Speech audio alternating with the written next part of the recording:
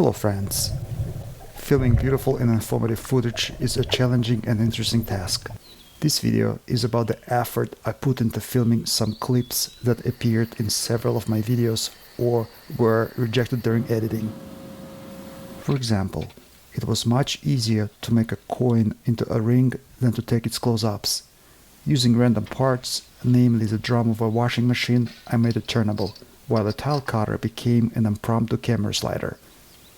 I shoot videos using my phone fixed on a DIY tripod phone mount. Now you need to both bring the lens as close to the ring as possible and to hover motionlessly over the turnable. I used two boxes as supports, a board and a magnetic holder. This filming setup was improved a couple of times. To make the ring visible from all sides, I decided to shoot it on a mirrored surface, but it could not be done on a regular mirror. A mirror has two reflective surfaces, silver coat and glass, so the ring's reflection would double, thus ruining the shot. In order to get rid of the distortions, I decided to use a mirror film. Everything is fine now, but a background is needed.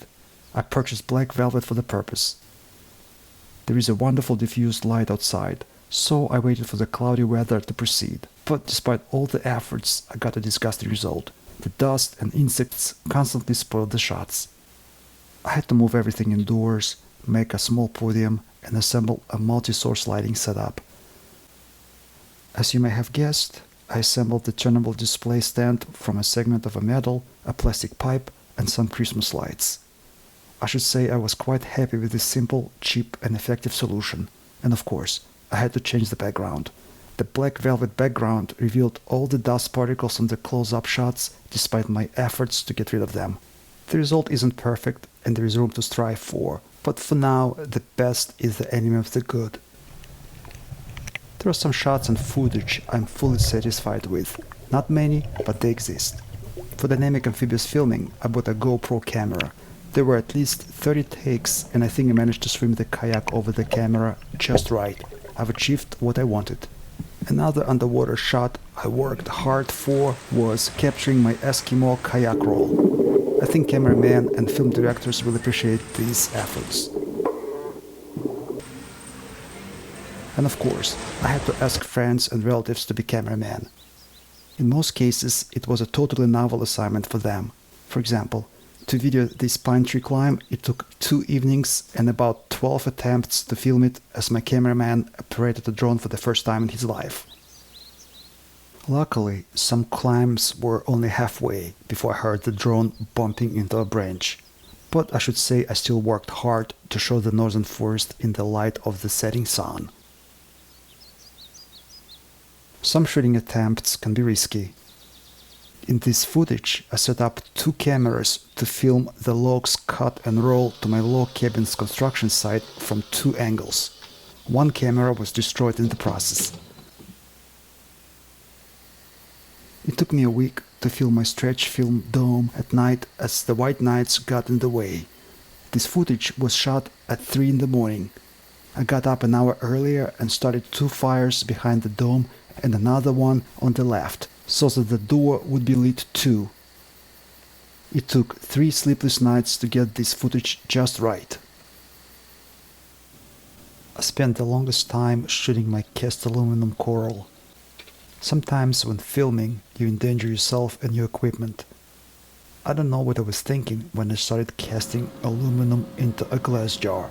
For some reason, the idea did not seem insane to me at the time. I spent the whole day making an aquarium and then destroyed it ineptly. Even worse, I spilled molten aluminum on my smartphone, destroying it, while the footage still didn't turn out to be spectacular. In the end, I made the video, but at a high cost of time, sanity and money. Note that the reflection of the sculpture in the mirror doubles, which was the distortion effect I wanted to avoid when filming the rings. You can improvise many substitutes for professional equipment, but not all. As you can see, I shoot my videos responsibly. Sometimes it takes me hours to catch the sun just in the right position to create a perfect shot every photographer is relentlessly chasing. And here are some shots where my filming skills were put to the test as I tried to adjust lighting, framing and background to capture these delicate scenes. This took hours of work and numerous gigabytes of camera memory to produce a few shirt opening shots for my videos. And if I don't know how to make a video at a decent level, I just reject both the video and the project.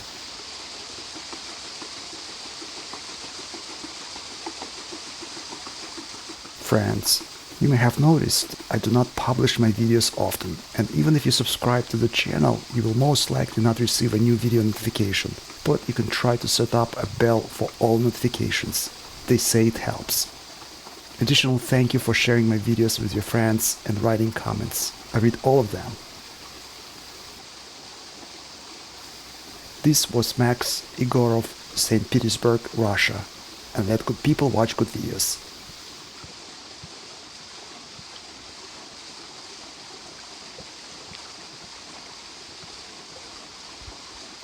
P.S. Below I left a link to my DIY projects playlist, as well as playlists about my log cabin building, bushcraft projects, kayaks making, and outdoor cooking. I hope to see you back on Advoko Makes.